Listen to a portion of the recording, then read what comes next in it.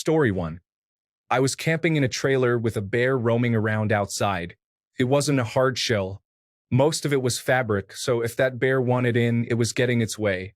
Story 2. The phone alerts you get in Japan for incoming earthquakes are very loud and very jarring. I got one of these at 1 a.m. once. They are supposed to only come if it's a strong quake. So I leapt up and prepared for the worst, and then nothing happened. I was so full of adrenaline from being woken up by that I couldn't fall asleep the rest of the night. Story 3. Woke up to my husband having a stroke. He is always a restless sleeper, but it slowly sank in that this was unusual. His whole right side was paralyzed, and he couldn't speak. We live in a country with regular power outages, which at that time meant my phone signal was also down. It took a few hours to get hold of people, and the ambulance service was also useless. He was already recovering by the time we got him to the hospital. He totally recovered from the stroke, but his hospital tests showed he was very close to suddenly dying from incredibly irregular blood vessels to his heart. 3 weeks later, he had a quadruple bypass, and more than a year later, he's now doing great. Story 4. Had regular sleepovers at a friend's house on Friday nights in early high school. A bunch of us hung out in the living room, ate pizza, and watched horror movies when we got home from the football game. One night, I was exhausted, fell asleep in the living room, then got up and went up to her room to go to bed. Still half asleep, I ended up face down on her bed in the pitch dark.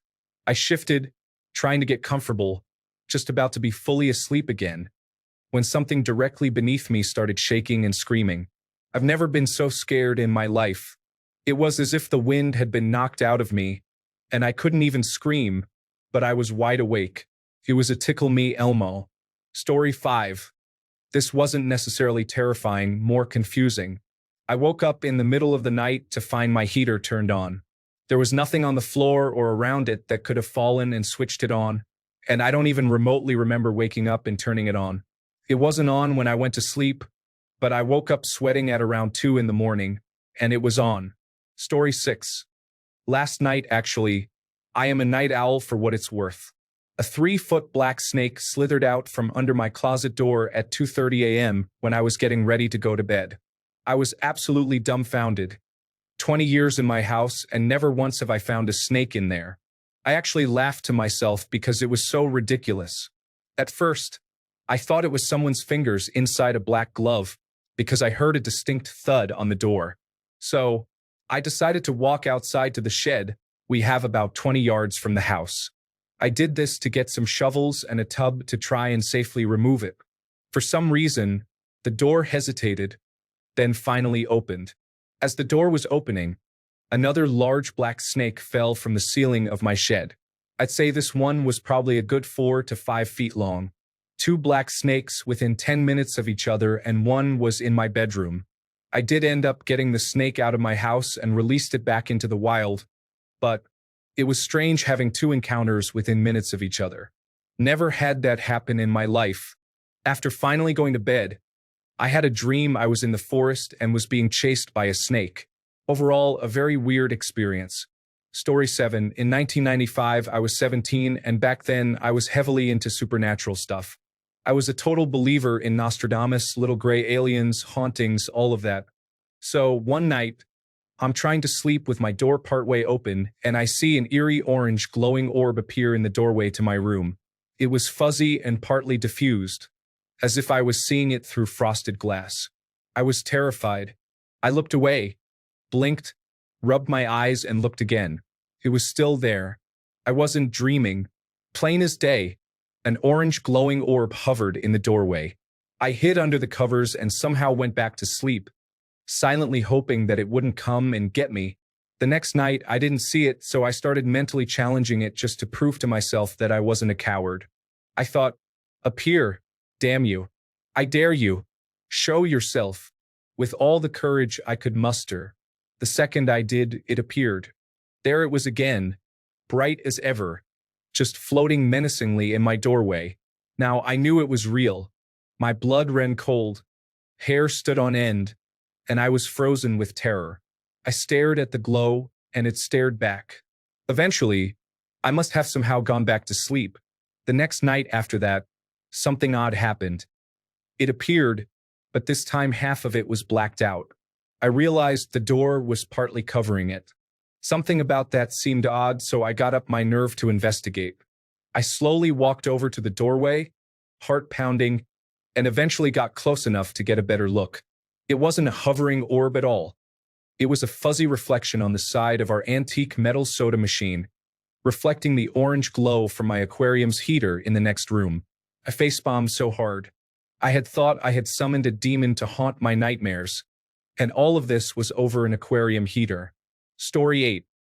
Definitely the night I heard a loud crash, and then footsteps coming from the basement. I was home alone, and my mind raced through every possible scary scenario. It turned out it was just a raccoon, but I didn't get any sleep that night. Story 9. Just the standard sleep paralysis combined with a nightmare. When you don't fully wake up and your brain inserts terrible things into your perception of reality, and you can't move. Story 10. It was late at night. My husband had gone away for the night with friends. My kids were in bed. It was just me awake and reading a book while sitting in my favorite chair in front of a window near the front door of my house. Now, it's important to note that we have security cameras and alarms. The cameras activate whenever they detect motion, which frustratingly happens every time the wind blows. Because of this, I had the alarm turned off. On this night, I was sitting there, minding my own business when a motion-detected notification popped up on my phone. I opened the security camera app and almost had a heart attack when I saw a man dressed in all black standing in the shadows beside my front door. The next thing I see him move and peer through the window that I am seated in front of before trying to quietly pry it open with a knife. I just sat there, paralyzed with fear, staring at the now creaking window. In that moment, I didn't even think of calling the police. My brain was screaming at me not to speak or make any noise, but to somehow scare him off. In a moment of clarity through my panic, I remembered the alarm and pressed the button to activate them. The sound rang out, and I watched as he looked up at the camera in shock before running away at top speed. I did end up calling the police, and yes, they ended up catching the guy. We later found out that he targeted us as he knew my husband wasn't home. Story 11. One night, while living alone, I woke up to 3 loud, methodical knocks on my bedroom door. The first one woke me up, and I was wide awake for the second two.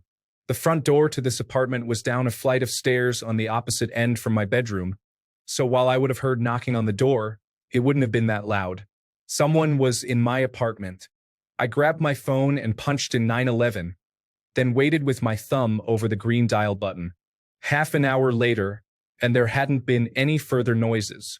I eventually got up and locked my bedroom door. When the sun came up, I finally ventured out into the apartment fully expecting to discover I had been robbed. But nothing had been disturbed, and my doors and windows were all locked. I still have no idea what it was, but it was one of the scariest moments I've experienced. Story 12. Weirdest thing I've ever experienced. I live in a small mountain town, and it takes 3 hours and 4 mountain passes to get to the nearest city. Before COVID-19, I made that drive 2 to 3 times a month over a period of 10 years. I pretty much had the curves and climbs committed to memory. One night, I'm making the drive at 2 a.m. to catch an early flight, cruising the curves and enjoying the lack of semi-trucks. Left curve, right curve. I know there's a big sweeping curve to the left coming up when all of a sudden I'm driving on a straight road. I'm well aware there isn't a straight section on that highway for another 30 miles. So, immediately I'm looking around, trying to figure out where in the world I am. Not a single highway sign on the side of the road. I smack myself a few times to make sure I hadn't fallen asleep. My phone has no service, but that's normal, so I can't check my location. Looking out the window, I realize the high desert scrub trees have been replaced with a thick forest. Imagine your headlights pick up dark, heavy, can't see 10 feet, forest that I would imagine in the Pacific Northwest. Something that we don't have here. I'm looking at the clock, and for 15 minutes, I'm driving on a straight road through this ominous dark forest when I should be on a curvy mountain pass in the desert. Right about the time I'm going to have a full-on panic attack, that sweeping left curve appears, and I'm out of the forest back in the scrub. So, I chalked it up to drowsy driving and an overreactive imagination until it happened again. 2 years later, same spot, except this time I'm not alone. I had my brother riding shotgun on a similar airport run, and all of a sudden I'm on the straight road.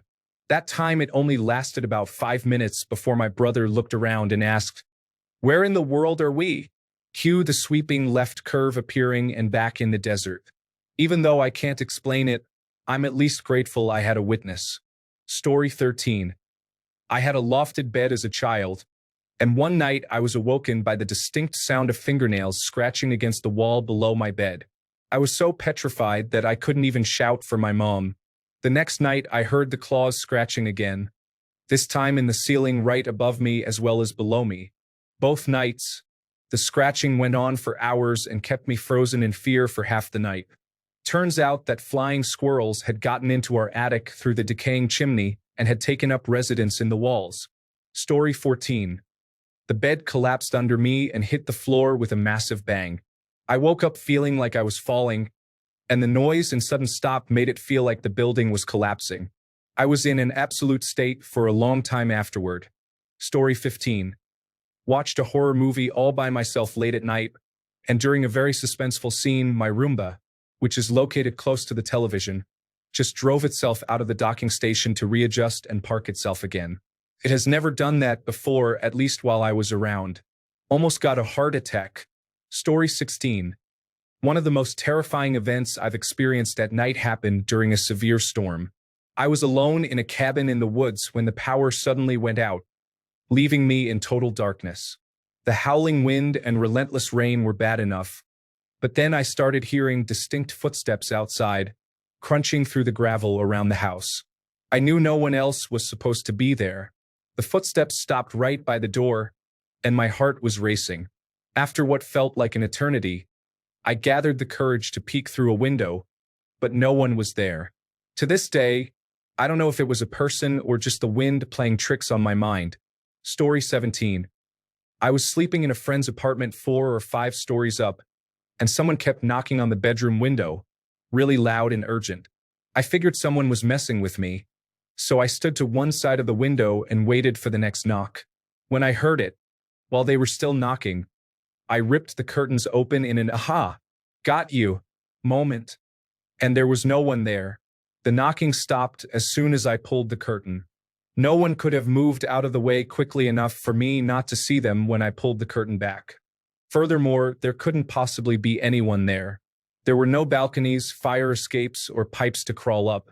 No tree branches that could bang against a window. Just a smooth wall and several stories to the ground below.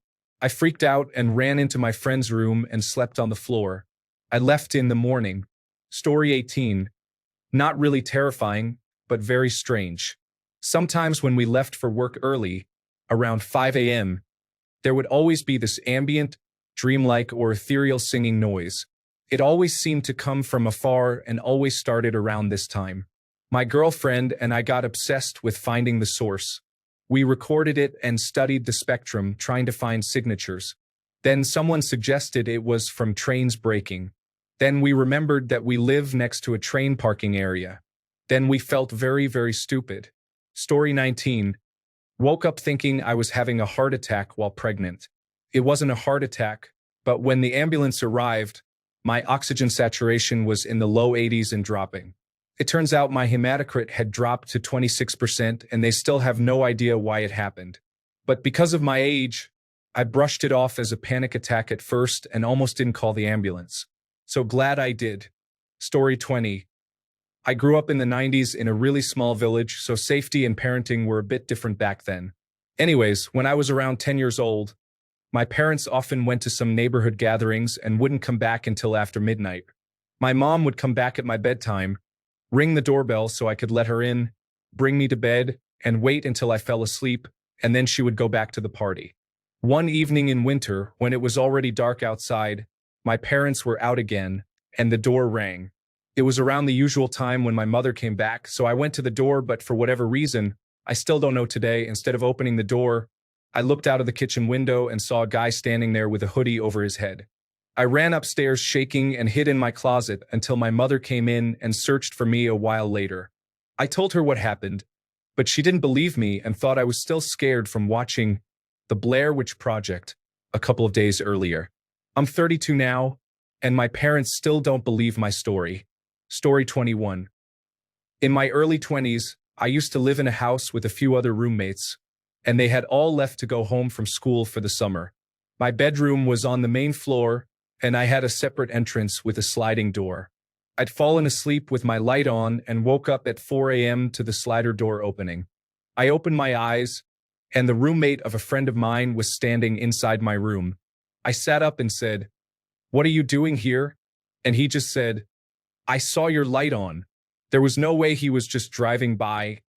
I lived in a gated community. He and his roommate had been over before, so he knew where I lived. I wrapped myself in my blanket.